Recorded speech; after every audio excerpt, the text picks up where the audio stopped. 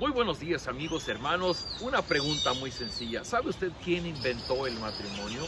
Claro, quien inventó el matrimonio fue Dios. Solo que hoy día los hombres, sin ningún temor de Dios, nos atrevemos a opinar y a decir, no, es que el matrimonio ya no funciona, no, es que el amor ya no funciona. Y bueno, tenemos que recordar las enseñanzas de la Escritura para poder estar seguros de lo que como hijos de Dios tenemos que hacer para recibir bendición de Dios y para estar viviendo conforme a la voluntad de Dios.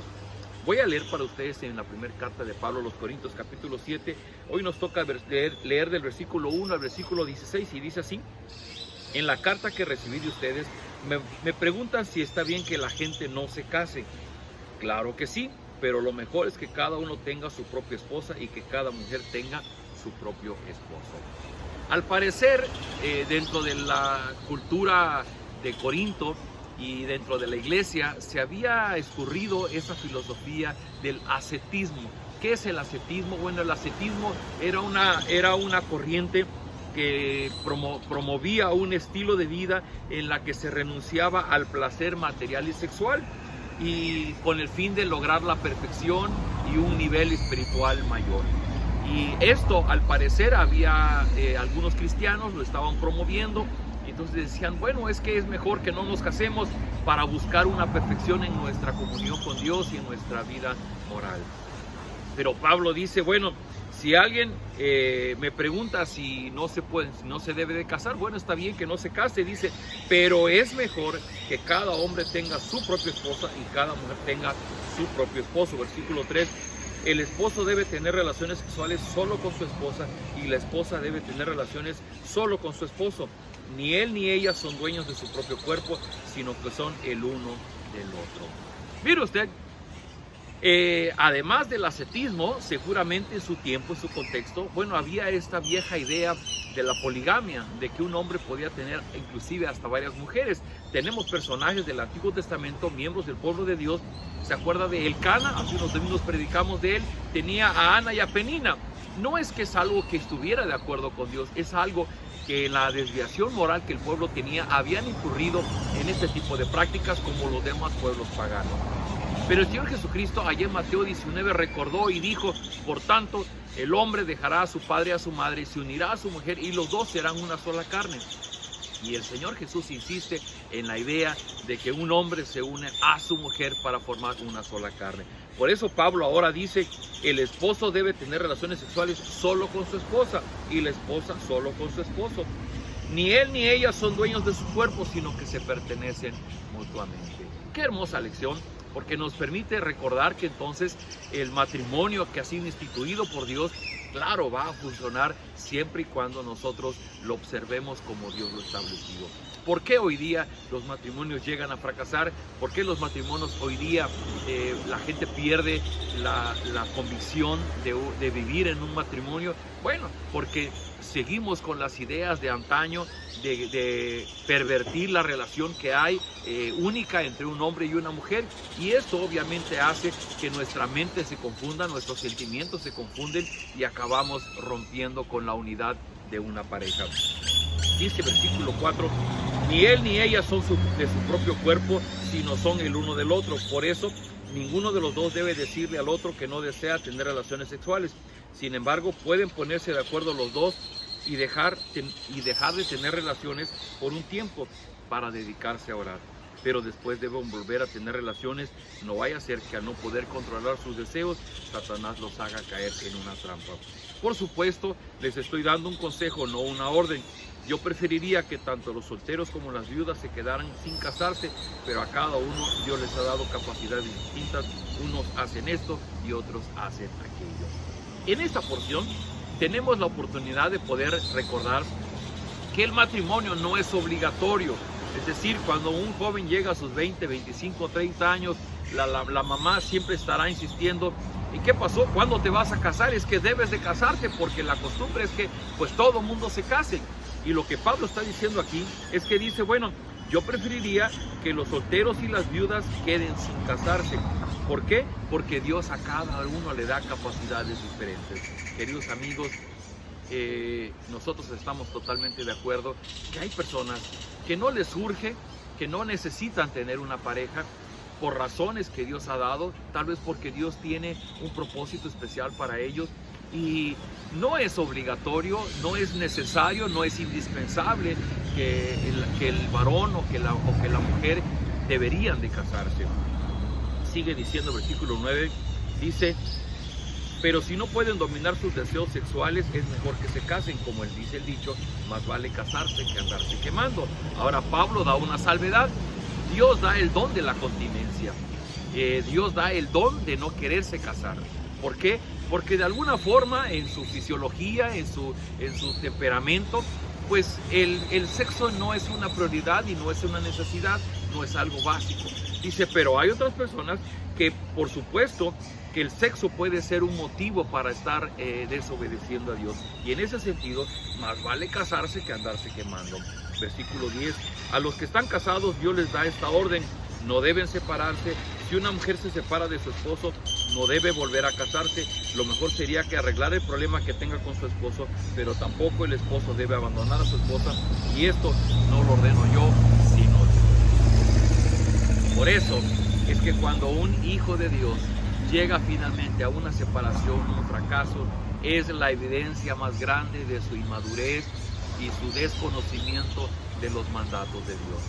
Porque como lo dice Pablo y lo dice bien, ¿cuál es el deseo de Dios? La orden de Dios, dice, es que el esposo no debe abandonar a su esposa. Y cuando como hijos de Dios llegamos a una separación o a un divorcio, estamos contraviniendo pues un mandato de Dios. ¿Por qué? Porque la orden desde Génesis es: los dos se unirán y serán una sola carne. ¿Por qué un divorcio, por qué una separación causa tanto dolor en la misma persona, en los mismos cónyuges y hasta en los hijos? Porque una vez que uno se casa, una vez que uno se une en una relación sexual, ha habido una fusión de dos carnes, de dos personas, de dos sentimientos. Hay un sentido de pertenencia. Y cuando uno rompe después esa unión, esa unidad que se ha logrado se ha consumado a través de la relación sexual, obviamente va a lastimar, va a dañar. Es como cuando usted pega tabiques con cemento y luego quiere tumbar esa pared para que los tabiques puedan quedar intactos. Es imposible. Va a haber pedazos de concreto que se queden pegados al ladrillo y hay pedazos de ladrillo que se van a romper. De la misma manera pasa en nuestra vida. Por eso Dios nos ordena y nos dice: es mejor que no se abandonen unos a otros, no se separen, no se divorcien. Queridos amigos, esta es una hermosa oportunidad que yo tengo para decirte: si tú estás teniendo problemas en tu matrimonio, es mejor que obedezcamos las leyes de Dios. Si usted va con el psicólogo y le platica sus problemas, lo primero que el psicólogo le va a decir: pues mira, si tanto te está preocupando y te tiene en un cuadro crítico, pues mejor déjala y búscate otra, o déjalo y búscate otro.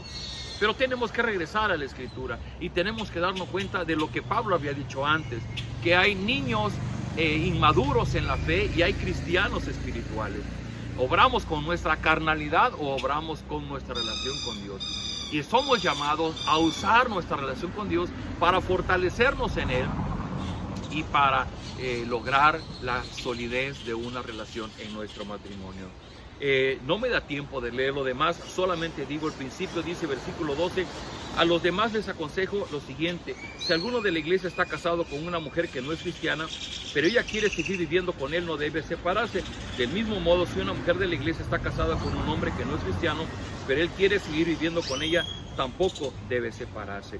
Pero si el esposo o la esposa no cristianos insisten en separarse, que lo hagan. Pablo va a decir algo.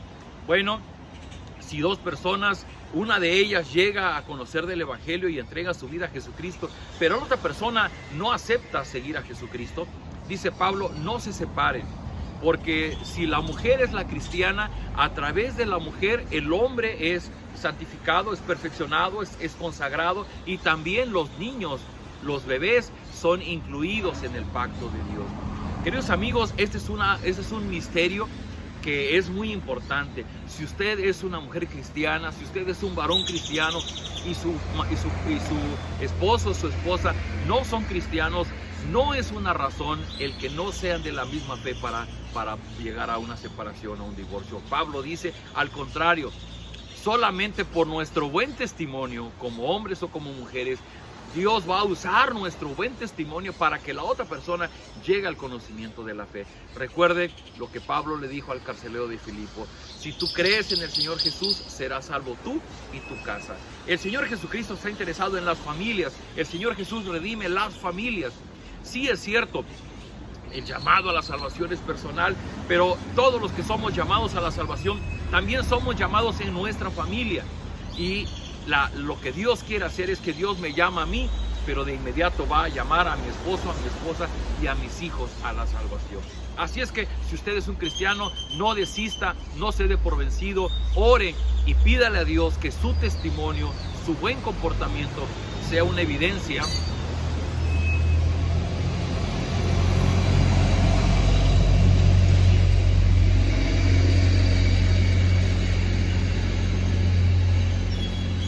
del amor de Dios hacia las personas con quienes usted vive. Y en su momento Dios cumplirá su promesa salvando a su familia. ¿Qué le parece si oramos y pedimos por nuestra familia? Bendito Padre, gracias por esta palabra, porque nos recuerda lo que es el deseo de tu corazón. Tú institucionalizaste,